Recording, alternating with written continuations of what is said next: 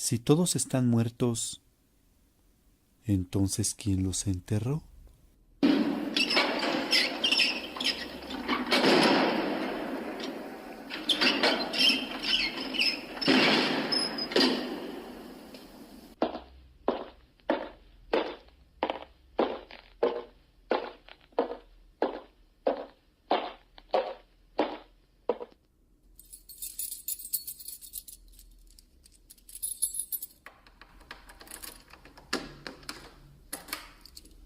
Bienvenido.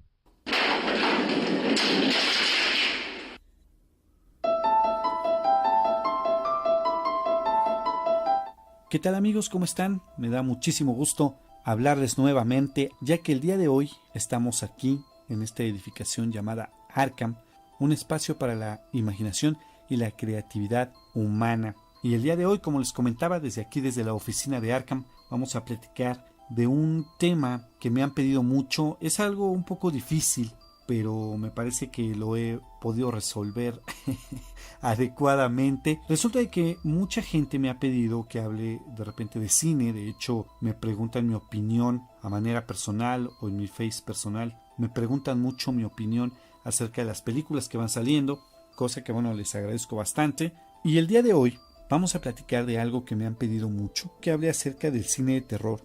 Sin embargo, bueno, pues el corte de Arkham, aunque va de la mano con el cine, la línea principal es la literatura fantástica, la ciencia ficción, el terror, suspenso, todo lo que tiene que ver con esa imaginación, con ese universo de creatividad, es el corte principal de Arkham. Sin embargo, bueno, me han pedido mucho este tema que voy a hablar el día de hoy. Es un poquito difícil, como les digo, porque la verdad es que está en una línea muy delgada entre la literatura y la realidad, entre la literatura fantástica, el terror, el suspenso, con la línea del debate de la realidad y las creencias. Pero me parece que, bueno, el día de hoy va a ser un programa bastante interesante debido al tema que vamos a tratar el día de hoy. Ya me están viendo feo. El día de hoy, esto que dije al principio, es una de las frases que más te invitan al suspenso, al terror, a la incógnita, y es mencionada en una de las novelas más terroríficas y en una de las películas más impactantes, me podría yo atrever a decir, de toda la historia cinematográfica. Estoy hablando de El Exorcista, una novela que verdaderamente provoca un terror muy especial, al igual que la película. Yo creo, sin miedo a equivocarme, que el señor William Peter Blatty no tuvo la conciencia de que iba a escribir, que iba a crear una de las novelas más terroríficas que pudo haber existido en la historia del hombre. Podemos tener muchas historias de terror clásicas, Drácula, Frankenstein, todos los libros, todas las historias del hombre lobo, no sé, a lo mejor Mr. Hyde es una de las historias más terroríficas. Acabamos de hablar de los mitos de Tulu. Sin embargo, la magnitud a la que llegó El Exorcista verdaderamente fue algo muy impactante en la historia tanto de las novelas, de la literatura, como cinematográficamente hablando. Esta novela, esta película provoca un terror muy especial. Aún en nuestros días, yo puedo decirles que veo El Exorcista y me vuelve a provocar el mismo miedo, y sin embargo no tiene los efectos visuales como para provocar ese terror tan impresionante. Vamos a hablar un poquito acerca de la novela del señor William Peter Blatty, de la película y de todos estos mitos que se cuentan, que se dicen alrededor de toda esta historia. Realmente no voy a cruzar esa línea, digo, a lo mejor en un futuro se tratará el tema de cine maldito o de este tipo de películas en el programa Escalofrío, donde ahí sí abarcaremos el otro lado de la historia, porque verdaderamente sí es algo bastante interesante, muy profundo de estudiar y de platicar, por todo eso que se ha desatado, por todo eso que se ha platicado, por todo eso que se ha dicho alrededor de esta novela, de este escritor y de esta película. Así que bueno, empecemos diciendo que el señor William Peter Blatty nació un 7 de enero de 1928 en Nueva York. Desde muy temprana edad la profunda religiosidad de su madre influyó decisivamente en su educación, tanto que se realizó en algunos de los centros católicos jesuitas más prestigiosos de Nueva York. Blatty estudió en la Universidad de Georgetown, es una universidad jesuita, y posteriormente estudió literatura inglesa en la Universidad George Washington.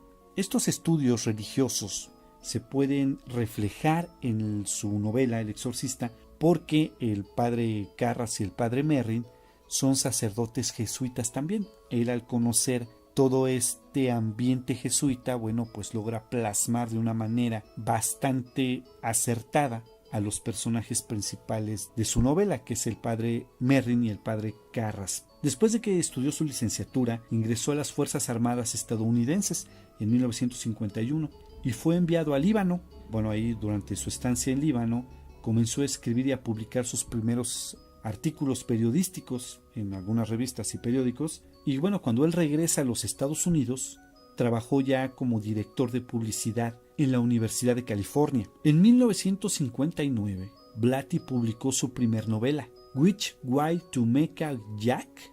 Y bueno, 4 años más tarde fue producida su primer comedia para cine, porque el señor William Peter Blatty hizo varios guiones de películas y de comedias también. O sea, El Exorcista fue su novela cumbre de terror impresionante, pero él hacía comedia también, y comedias buenas de hecho. Y bueno, su primer comedia para cine fue The Man from the Diners Club. Y bueno, a partir de entonces ya Blatty comienza a trabajar para Hollywood. Y en los años 70 comienza a colaborar, colabora ya continuamente con el director Blake Edwards, obviamente escribiendo los guiones para algunas de sus películas, como fueron Solo contra el Hampa en 1963, El nuevo caso del inspector Clouseau en 1964, en el 65 escribió el guión Un Yankee en el Edén y Prométele cualquier cosa, también en el 65, las dos fueron en el mismo año. En el 66, ¿Qué hiciste en la guerra, papi? Así se llamó este guión para esta película, también de Blake Edwards. Y en el 67, Gun, una película que se llama Gun, también de Blake Edwards. En el 69, Ojos verdes, rubia y peligrosa, así se llama esta película. Y en el 70, Darling Lily, así se llama esta película. Muy bien, en la década de los 50 comienza a escribir su novela El Exorcista tras leer un caso de una posesión satánica que sufrió un joven de 14 años allá en Maryland. Ahorita vamos a platicar un poquito acerca de este caso en el cual se inspiró el señor William Peter Blatty. Su novela fue publicada en 1972 y se convirtió en un éxito de la década. Déjenme decirles que, bueno, la realidad es que cuando salió la novela no fue un hitazo desde el principio. Al principio realmente fueron ventas muy bajas, pero pasó algo muy chistoso. Casualmente, Blatty fue invitado a un show de televisión llamado El Show de Dick Cavett, donde, bueno, gracias a la ausencia de otros invitados, tuvo un importante tiempo para hablar de su novela. Unas semanas después de que él apareció en este show, el libro estaba en la cima del listado de las ventas en Estados Unidos. Déjenme decirles que el libro, El Exorcista, la novela, realmente está bastante interesante. Es una novela que realmente te hace sentir un miedo bastante especial cuando lo lees. De hecho, desde el principio, cuando lo empiezas a leer, desde el principio, se siente esa energía pesada de que se ve que la historia va a estar bastante terrorífica desde el principio. Muy bien, otras obras que escribió el señor Blatty fueron Tell Him and Remember You en 1973, Twinkle Twinkle Killer Kane en el 79, y además ha recibido múltiples premios literarios como el Academy of Fantasy, Science Fiction and Horror de 1980, el señor William Peter Blatty. De hecho, él tiene 4 hermanos, Edward, Maurice, Mike y Alice. Y como les comentaba, bueno, pues vienen de una familia jesuita. Y esto es algo de su vida del señor William Peter Blatty, que bueno, como les comentaba, escribe esta novela basándose en un artículo que lee en un periódico y posteriormente se pone a investigar sobre los exorcismos, y es de ahí de donde él toma el tema y la trama que va a llevar su novela. El Exorcista de William Peter Blatty. Como les comentaba, el libro del Exorcista es un libro que el autor no es tan reconocido ni es tan seguido por otras de sus obras, no es como Stephen King, que el señor Stephen King escribe muchas novelas de terror, El Resplandor y de eso, o sea, tiene una lista de novelas bastante amplia. El señor William Peter Blatty no tiene esa lista de tantas y tantas novelas. Simplemente esta El Exorcista, hizo algunas otras también, algunos guiones para películas y además hizo comedia para películas. Y entonces se me hace como interesante que este señor haya escrito una de las novelas más terroríficas de todos los tiempos y aparte haga comedia, ¿no? Tiene esa versatilidad al escribir el señor William Peter Blatty. Yo creo que es por eso en donde yo me baso para decir que a lo mejor no tenía la conciencia de que había creado una de las obras más terroríficas de todos los tiempos. Yo insisto, la película es una película en la cual, si bien no tiene unos efectazos impresionantes, donde puedes sentir terror al ver las imágenes, como sucede ahora en estos tiempos, la realidad es que los pocos efectos que hay en la película te hacen sentir un miedo, la atmósfera terrorífica que tiene la película desde el principio, cómo te va llevando al punto cúspide donde los padres hacen el exorcismo, es verdaderamente impresionante. Déjenme decirles que yo realmente me espanta, me da miedo, ¿no? Algunas personas me dicen que se les hace aburrida en la película. Sí, llega un punto en el comienzo de la película que puede ser decae un poco el ritmo de la película, ¿no? Sin embargo, al llegar a las escenas cumbres de la película, con Regan ya poseída en la cama, en su cuarto, realmente te provoca una inquietud del tamaño del mundo esta película de El Exorcista. Muy bien, los voy a dejar con algo de música y posteriormente les vamos a platicar acerca de la trama ya de la obra y de la trama de la película y de la novela, para que ustedes vayan viendo de lo que se trata, que yo estoy seguro que todos ustedes ya saben de qué, pero se los vamos a comentar para que posteriormente entremos con todo este mundo de mitos que se cuentan alrededor de esta novela y de esta película. Les recuerdo el correo radioarkham1@gmail.com para que por favor me escriban todo lo que ustedes quieran, preguntas, sugerencias, comentarios, todo lo que ustedes quieran. Les pido por favor que me lo manden al correo para que en base a eso vayamos haciendo Arkham más y más y más grande. Ahorita ya tuvimos que hacer otros 2 pisos de celdas por toda la gente que se ha unido aquí a Arkham. Así que bueno, los dejo con un poco de música y ahorita regresamos en lo que damos un breve respiro. Mi nombre es Uriel, Uri para todos ustedes, y ahorita regresamos.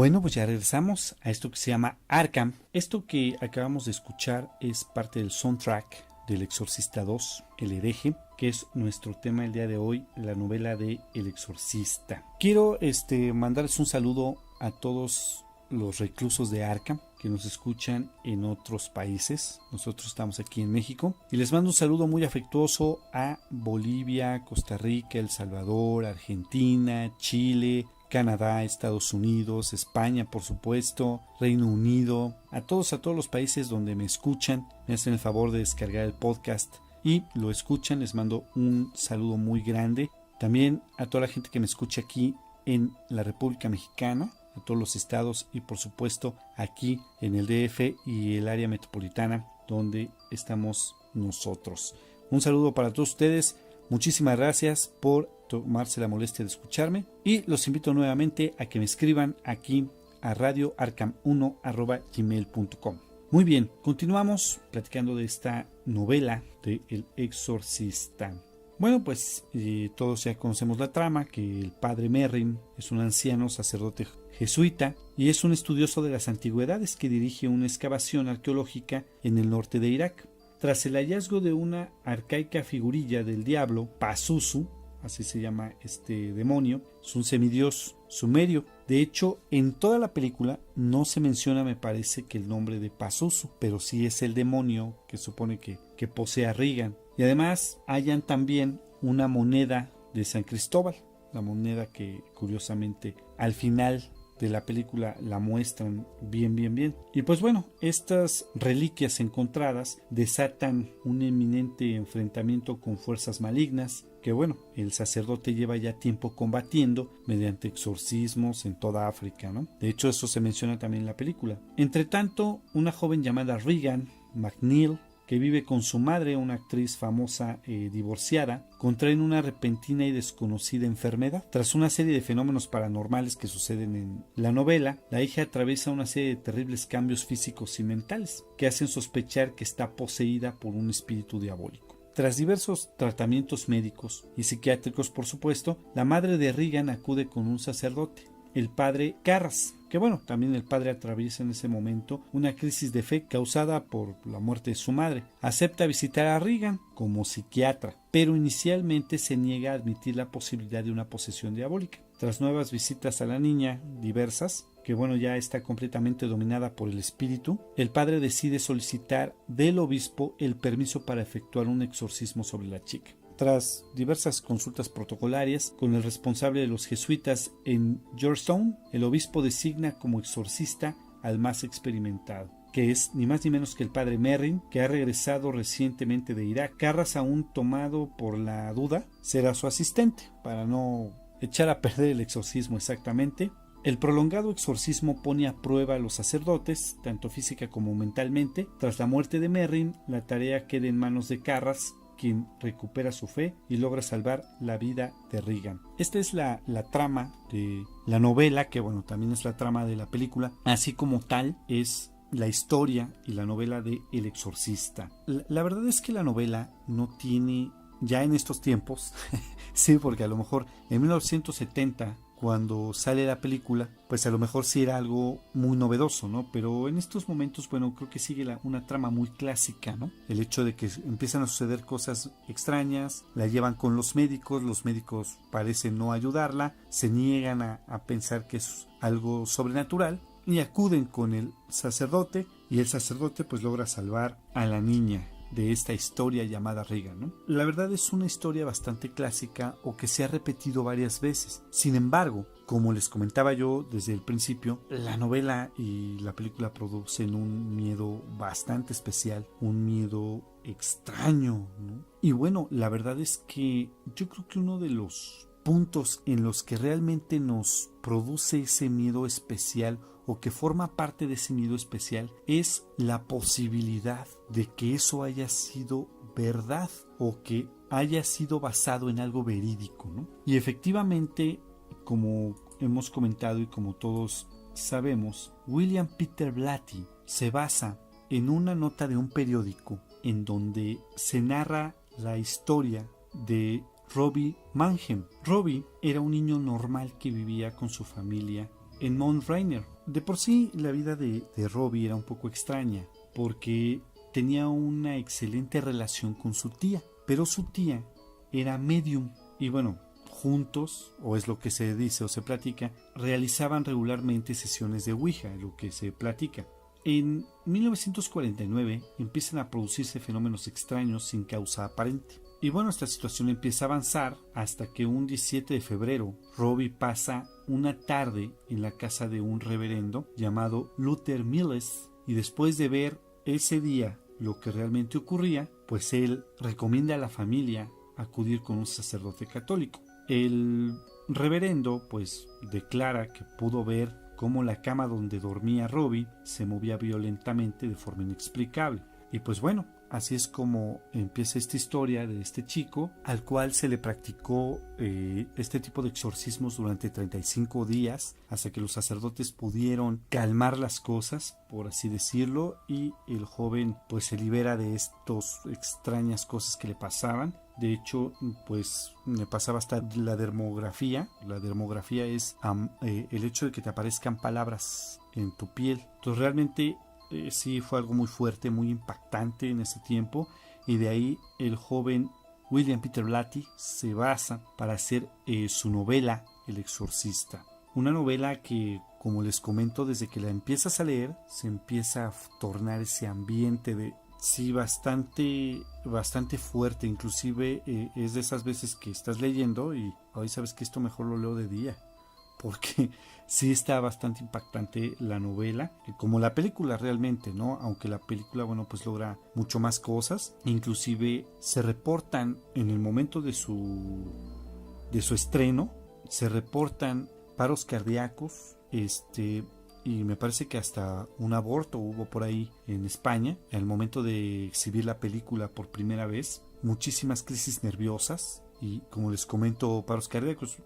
No tengo bien el dato si hubo algún deceso. Me parece que no. Todo fue como intento de paro cardíaco. Pero la realidad es que fue una película que verdaderamente rebasó lo esperado por muchísimas personas. De hecho, el mismo guión fue rechazado por 3 productoras cinematográficas hasta que la Warner Brothers decide apostarle al guión. Y de hecho creo que se quemaron los estudios 3 veces durante el rodaje de la película. Realmente en un momento más vamos a platicar de todo esto que ha pasado, que ha acontecido y que ha contribuido a todo esto que fue El Exorcista. Realmente fue algo que rebasó muchísimas cosas, desde las expectativas hasta las expectativas de uno como cinéfilo que iban a ver la película y no sabían lo impactante que podía llegar a ser esa película de El Exorcista. Digo, ahora ya con tanta tecnología, tantas películas que ya hemos visto, ya a lo mejor a nosotros se nos hace un poco difícil, ¿no? Que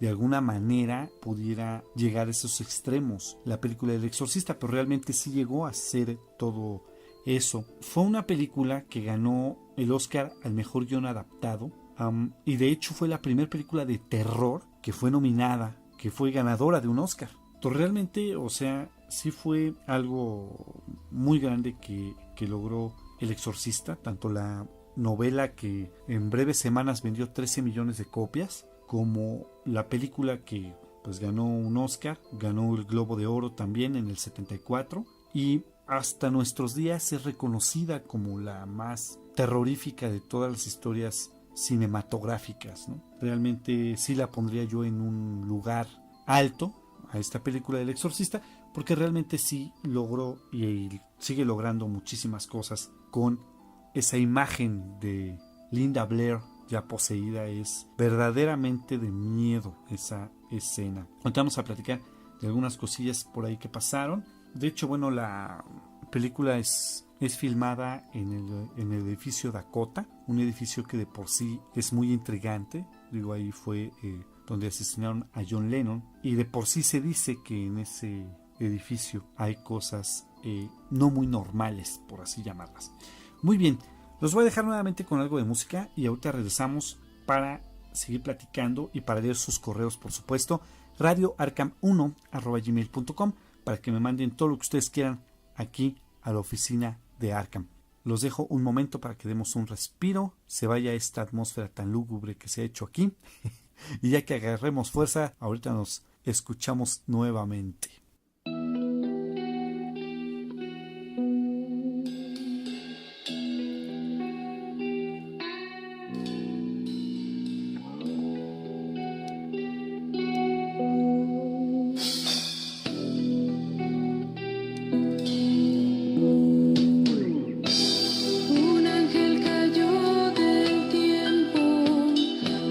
Sus alas en un viaje astral bajo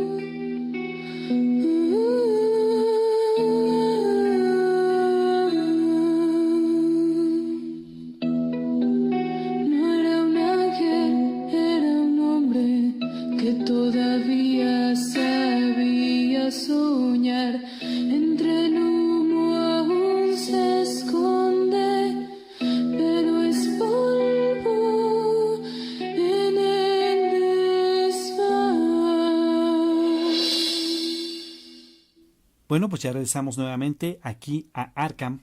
Estamos platicando un poquito acerca de esta novela y de esta película llamada El Exorcista. Lo que acabamos de escuchar hace un momento es ni más ni menos que la canción Angelus del Cuervo de Poe, que les pusimos un poquito de música diferente para que se vaya ambientando esto un poco diferente, porque ya nos estaba agarrando el miedo aquí en la oficina de Arkham. Pues realmente, como les decía yo, es algo muy grande lo que logró El Exorcista. Una novela, una película bastante impresionante, bastante terrorífica. De ahí se han venido muchas otras películas sobre el mismo tema, pero esa creo que te da un terror especial. Deja el hecho de que te dé miedo, da un terror especial esa película. Realmente no sabemos la historia detrás de todo esto, porque podemos leer muchas cosas, podemos investigar muchas otras, pero la realidad solamente las personas que lo vivieron pues son las que saben absolutamente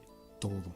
Déjenme decirles que hay como curiosidades alrededor de la película, en la cual bueno pues colaboró William Peter Blatty de manera muy directa. Déjenme decirles que Jane Fonda fue candidata a hacer el rol de Chris MacNeil, mamá de Regan. Es un dato curioso porque no sé qué verían en Jane Fonda para ser Chris MacNeil, pero bueno, tuvo la oportunidad de que pudo haber sido esa actriz que personificara a la mamá de Regan. Déjenme decirles también que el actor que hizo al padre Karras, Jason Miller, realmente había estudiado para ser sacerdote en la universidad, pero dejó sus estudios luego de 3 años al perder la fe, justamente como era el personaje del padre Karras. Así el señor Jason Miller también quiso ser sacerdote y pues abandonó sus estudios por la pérdida de fe. También déjenme decirles que hubo 500 actrices que hicieron el casting para hacer a Linda Blair, para hacer el rol de Regan, y la escogida fue Linda Blair, la que personificó a esta chica. La escena en donde Regan gira completamente el cuello casi fue eliminada de la película porque lo pidió William Peter Blatty, pidió que se eliminara. Sin embargo, pues ahí el director lo convenció de que la escena debía de estar en la película y entonces se quedó. Sin embargo, déjenme decirles que este animatronic, por así decirlo, que fue un maniquí robot que utilizaron para hacer ese efecto de la cabeza, realmente le aterrorizaba a Linda Blair. Y ella declaró muchas veces que ese maniquí era terriblemente feo para ella, ¿no? Y que no quería estar mucho tiempo cerca de ese maniquí porque le daba muchísimo miedo. Como les decía, se quemaron los estudios de la Warner cuando estaban filmando esta película, cosa que nadie pudo aclarar el por qué pasó esta situación. Si es todo lo que empieza a envolver a este entorno de la película. Déjenme decirles que hay un dato bien curioso. A mí en lo personal sí me dio miedo. Hay un actor llamado Paul Battenson que tiene una aparición muy pequeña en la película. Es el técnico de rayos X que le hace los estudios a Regan, pues él fue sospechoso de ser un asesino en serie. Y la verdad da miedo porque decían que mutilaba a los hombres. Fueron 6 hombres que supuestamente fueron asesinados, los mutilaba, los ponía en bolsas de plástico y los arrojaba al río. Y realmente sí es algo bastante feo, ¿no? Que encerró todo este mito. La película se encuentra preservada en la Biblioteca del Congreso. En el año 2010 la cinta fue seleccionada para ser preservada en la Biblioteca del Congreso como parte de su Registro Nacional de Cine de la Cultura, histórico o estéticamente significativo. O sea, realmente fue una película extremadamente importante. Y pues sí, la verdad es que es algo bastante fuerte, bastante extraño que ha acontecido en el mundo cinematográfico, esta cinta que realmente, como les digo, provocó muchísimas cosas. Hay muchos más mitos que ya abarcaremos en algún otro programa o en el programa Escalofrío, porque el hijo de Jason Miller, el padre Karras que le mencionaba, muere atropellado por una moto decapitándolo. Realmente fue algo horrible, terrible. Y simplemente me parece que Regan también, Linda Miller, fue sometida a varios tratamientos psiquiátricos posteriores a hacer la película, ¿no? Y hay muchas cosas que se cuentan en torno a la película también. Por ejemplo, el primer día de rodaje de la película, el abuelo de Linda Blair es hallado muerto en su dormitorio. El actor Max von Sydow, que es el padre Merry, es informado del fallecimiento de su hermano, y el hijo del realizador de la película muere en los brazos de su madre.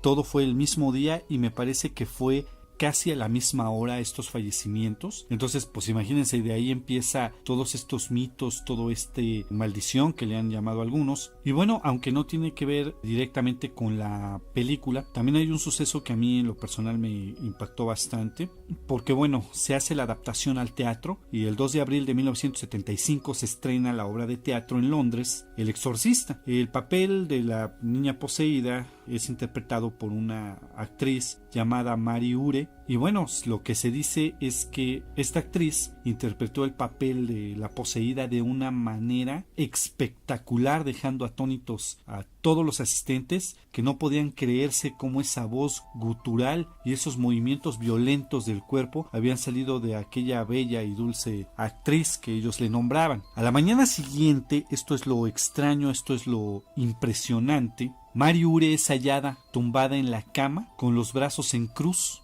el cuerpo lleno de cortes y una enorme vomitada esparcida por todas partes. Y Mary Ure estaba muerta. La versión oficial fue la combinación fatal de alcohol y barbitúricos, que son algún tipo de medicamento, que le habían llevado a autoinfligirse lesiones y a vomitar hasta ahogarse en su propio vómito. Tal vez sufrió una despersonalización que se llama entre el mundo de nosotros los actores, cuando te crees tanto un papel que te cuesta trabajo salir de él, ¿no?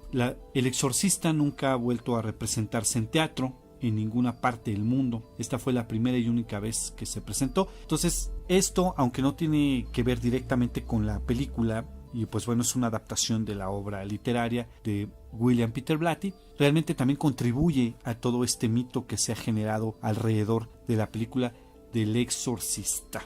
Muy bien, y pues vamos a abrir nuestro correo para leer algunas de las cosas que ustedes nos mandan. Nos hacen el favor de hacernos llegar a través del correo radioarkham1@gmail.com. Y primero que nada quiero mandarle un saludo muy grande y muy afectuoso a Semielfo, que nos dejó nuevamente un comentario en la página y dice así: como que le das mucho tiempo a los correos de Semielfo, usaré notas más cortas. Saludos a los habitantes de Arkham.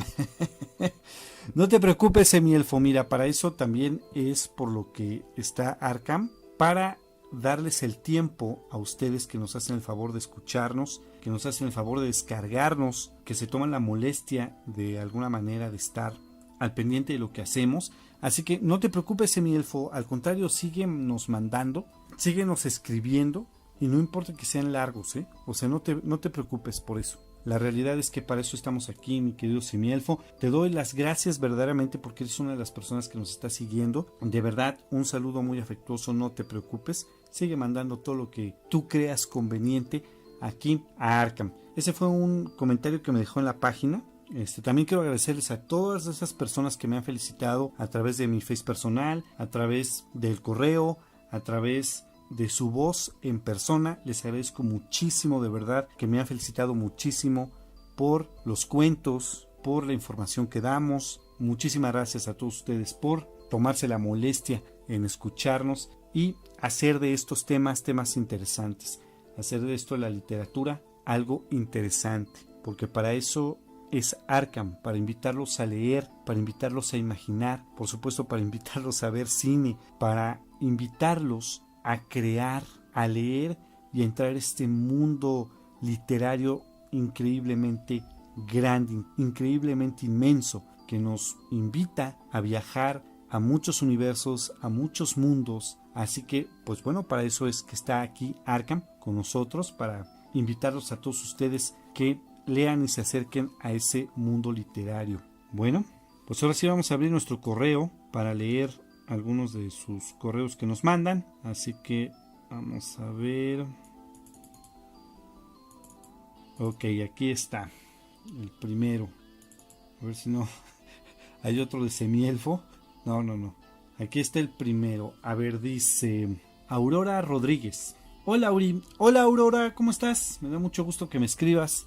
Dice, te escribo desde Costa Rica. ¡Oh! Un saludo a Costa Rica. Muchas gracias, Aurora. Te agradezco mucho de verdad que nos escriban.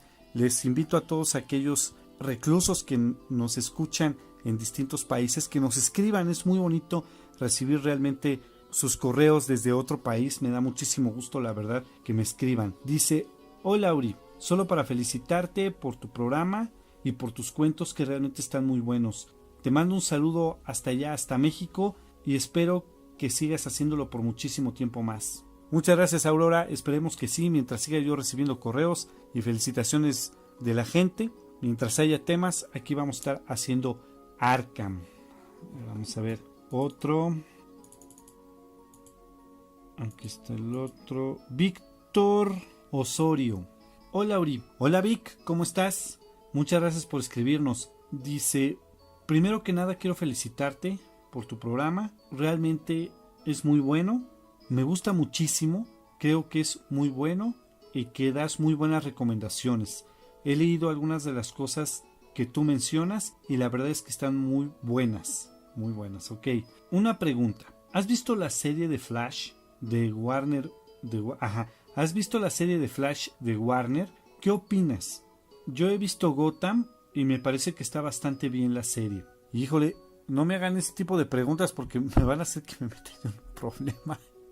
Mira, a mí en lo personal, este tipo de corte que utilizan, sobre todo la Warner ha estado utilizando en los últimos tiempos, de este corte juvenil que quieren darle a los personajes, la verdad a mí no me termina de gustar mucho. En especial la serie de Flash, me parece que va bien, algo muy parecido a Smallville, porque tiene detallitos que realmente no me terminan de agradar mucho. Tiene muchos errores inclusive en los diseños del mismo personaje. Realmente tiene errores. Un asunto que realmente a mí no me gustó, ya hablando exclusivamente de la serie y del interior de la historia y de la continuidad, es que tratan la explosión como la lluvia de meteoritos de Smallville. O sea, explosión y lluvia de meteoritos es igual a chorromil villanos que quién sabe de dónde salen con un chorro de poderes impresionantes, ¿no? Y creo que ese tipo de cuestiones a mí no me agradan, no me terminan de gustar, porque le restan importancia a los villanos. ¿Dónde están los villanos verdaderamente inteligentes? El villano que crea la pistola congelante, ¿dónde está el Capitán Frío, no? ¿Dónde está el Capitán Boomerang, que es realmente no tiene poderes especiales? Es el Capitán Boomerang y es uno de los peores villanos de Flash. No me termina de gustar este corte juvenil que le dan a los personajes. Creo que deberían de tomar al personaje como ese, hacer una serie, ¿no? En caso de Gotham, bueno, sabemos que se enfoca un poco más al comisionado Gordon. En caso de Arrow, que me parece que también es buena serie, no me termina de gustar ese corte. Yo creo que si quieren hacer un corte juvenil, pues ¿por qué no toman a los personajes juveniles, no? ¿Por qué no agarran a Robin y hacen una serie de Robin? Una serie de Nightwing. O sea, sería increíble hacer una serie de Nightwing, de Ala Nocturna. ¿Por qué no agarrar a Cyborg, que se supone que es juvenil también? ¿Por qué no agarrar a Veloz, a Aqualand? O sea, si quieren hacer ese corte juvenil, creo que deberían de agarrar a los personajes juveniles, ¿no? Sin embargo, me parece que van bien. Históricamente la Warner hace eso. Primera, segunda temporada de Smallville fue increíblemente buena. Después empiezan a meter elementos a más no poder, elementos absurdos que hacen que la serie se vaya a pique terriblemente. Como series van bien, creo que están bien, pero creo que sí deberían de tomar un poquito en consideración los personajes que están tomando para hacer series, ¿no? En este caso, Barry Allen. Barry Allen no es simplemente un Flash. Ha sido el mejor Flash que ha habido en la historia de DC. Entonces, me parece que aunque van bien las series, sí quisiera yo ver algo ya más centrado en el universo DC, ¿no? O en el universo Marvel también, ¿por qué no decirlo? Shield también es una serie de Marvel que no termina de agradarme. Me parece que meten elementos, meten personajes que están totalmente fuera de situación, ¿no? Entonces creo que deberían de agarrar historias mejor dirigidas, historias mucho más adaptadas al universo, tanto Marvel como DC. Eso es lo que opino acerca de esas series. Creo que deberíamos de unirnos todos para pedir una serie buena, ¿no? No, van bien. Creo que van bien como series, pero sí creo que deberían de adaptarse un poquito más a las historias, ¿no? Lo mismo que pasa cinematográficamente hablando, tanto como Marvel y DC necesitan, pues ahora sí que basarse un poco más en las historias para que realmente sean mejores sus adaptaciones a la pantalla chica y a la pantalla grande. Muchísimas gracias, Vic, por escribirme. Te agradezco mucho tu correo y vamos a pasar al siguiente. Sí, Iris Costa. Qué bonito nombre, fíjate, Iris Costa. Hola, Uri. Hola, Iris, ¿cómo estás? Primero que nada, quiero mandarle un saludo a todos los reclusos de Arkham y a todos los que escuchan el podcast. Un saludo para todos ellos, Iris. Uri, una pregunta. ¿Qué novelas de terror me recomiendas para leer? Creo que hubo otra persona que me había preguntado lo mismo. Pues mira, te recomiendo para iniciar, pues ahora sí que cualquiera de Howard Phillips Lovecraft, que es mi escritor favorito. No, mira, hay muchas que puedes leer. Puedes leer a Edgar Allan Poe, a Howard Phillips Lovecraft, también puedes leerlo. Puedes leer como novelas ya así amplias y de terror. Bueno, te recomiendo El Resplandor de Stephen King. Hay muchas novelas que te puedo recomendar de terror. La verdad es que puedes leer Drácula, Frankenstein. Realmente hay muchas novelas de terror, pero para empezar, bueno, pues te puedo recomendar esas para que te vayas adentrando a este mundo. Pues vamos a cerrar nuestro correo y bueno, pues ya nos vamos a despedir. Les mando un saludo a todos ustedes. radioarkham1@gmail.com para que tengan una comunicación con nosotros, sugerencias, preguntas, comentarios, todo lo que ustedes quieren decirnos, pues a través del correo para comentarlo aquí en Arkham. Un fuerte abrazo para todos, nos escuchamos dentro de 8 días con un cuento y dentro de 15 con un programa más de Arkham. Muchas gracias a todos por tomarse la molestia de descargar el podcast y escucharnos. Recuerden que hay que imaginar mucho porque para eso es para lo que estamos aquí. Esto fue Arkham.